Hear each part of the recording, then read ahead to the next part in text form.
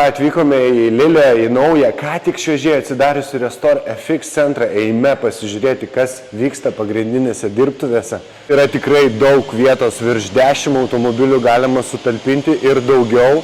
Labai įdomi yra šita kabina, izoliuota vieta, kur yra atliekami būtent polimerinio lako atnaujinimo procedūra, apie ją šiek tiek papasakosiu vėliau. Turime paruoštą Porsche automobilį, kuris jau yra padengtas. Turime 2 automobilius, kurie kaip tik yra šiuo metu ruošiami. Kaip ir kalbėjome, Restore FX polimerinio lako danga veikia tuo principu, kada reikia išplauti detaliai automobilį, sušiaušti seno lako paviršių, tą, ką vyrukai dabar ir daro.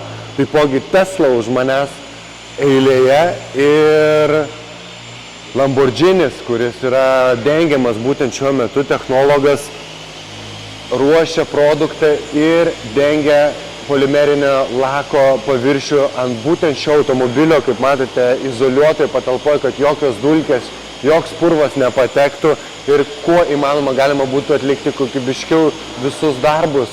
Tai kaip ir minėjau, ką tik šviežiai įrengtame Restore FX centre Lilėje. Mes svečiuojamės, atvykome pasisveikinti su savo kaimynais, su savo komanda. Taipogi Crown Lietuva, svečiai, kurie keliauja per Europą.